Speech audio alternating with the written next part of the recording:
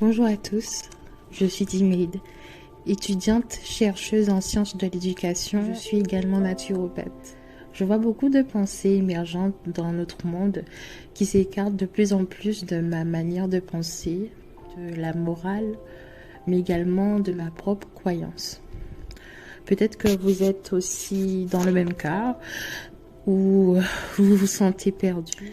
Eh bien ici, j'aimerais partager avec vous ma conception des choses sur ce qu'est ce monde et retourner à nos premières croyances, c'est-à-dire la théorie créationniste, celle qui a été oubliée, celle qu'on a peur d'en parler pour ne pas se faire traiter de religieux. J'aimerais vous dire, n'ayez pas peur d'être créationniste, car ce n'est pas de la religion. Je vous le dis, ce n'est pas de la religion. C'est une croyance, c'est une mode de pensée comme toute autre théorie. Et c'est à partir de cette mode de croyance qu'est née la religion. Et même la théorie évolutionniste peut être aussi une religion. Parce que c'est une croyance, c'est un mode de pensée. Donc nous allons entrer au cœur de la science créationniste. Peut-être que cela pourrait vous aider dans votre travail de recherche. Donc, tout d'abord, avant d'entrer sur le sujet, j'aimerais vous expliquer pourquoi je ne crois pas en la théorie évolutionniste. Donc, je vais vous laisser avec le générique. À tout de suite.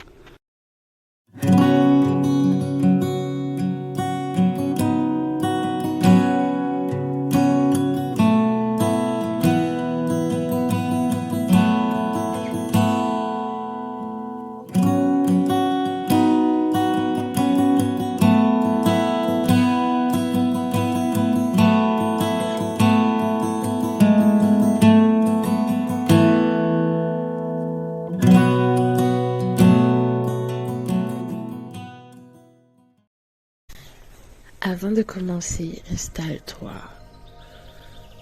Relaxe-toi parce que le sujet va être long, donc je pense que je vais faire plusieurs parties. Ok, installe-toi, prends du thé. Donc, je te demande pas de manger. Prends du thé.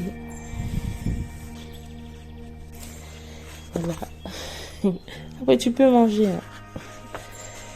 Du coup, je vais... Avant, on connaît plein les évolutionnistes, ils disent « Ouais, tu ne connais pas et tout, tu parles de ce que tu ne connais pas. » Donc, il faut savoir que j'ai acheté plusieurs livres. J'ai acheté, je vais vous le mettre, le livre de Patrick Thor, « Darwin n'est pas celui qu'on croit ».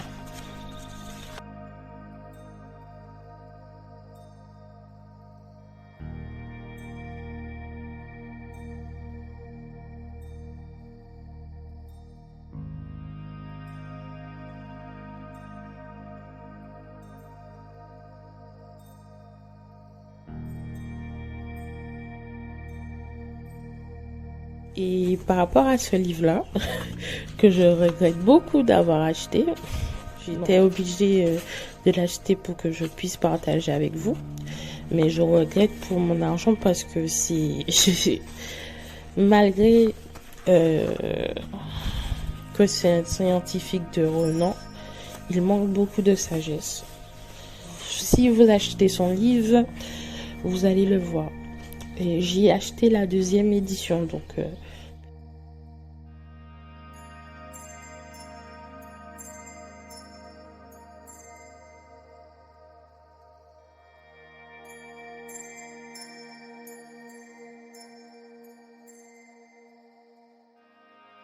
Ni de foi, ni de religion. Nous ne cherchons pas à essayer de savoir quelle est la pensée de Dieu, qu'est-ce qu'il veut, qu'est-ce qu'il dit. Nous essayons uniquement de discuter de son existence. Et aujourd'hui, il se trouve qu'il y a une révolution scientifique, comme le disait Olivier, qui fait que la croyance en un univers uniquement matériel, sans Dieu créateur, scientifiquement, est en train de devenir quasiment intenable.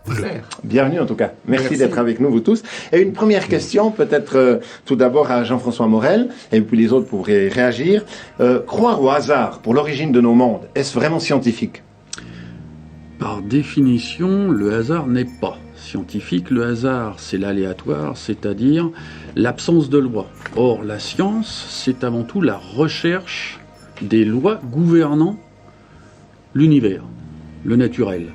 Donc, on ne peut pas à la fois faire de recherche scientifique et se ranger derrière le hasard. Et Buffon, il y a déjà plus de 200 ans, disait que le hasard et Dieu sont deux façons strictement équivalentes de refuser de comprendre le comment de l'univers.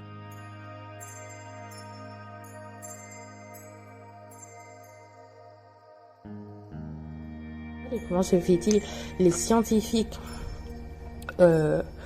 qui essayent de démontrer que cette théorie est fausse, on les empêche de parler?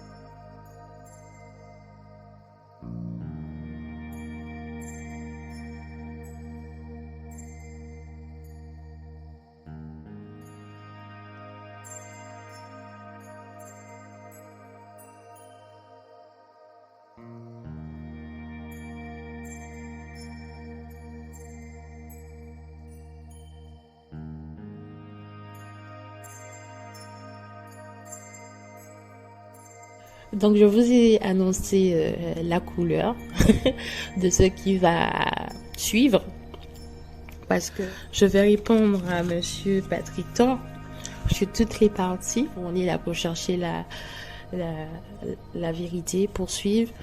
Je ne pose pas tout le temps parce que je travaille énormément, je suis partout. Et également, je prends du temps pour poster mes vidéos, parce que je fais vraiment un très grand travail de recherche. Donc je ne veux pas vous poster du n'importe quoi.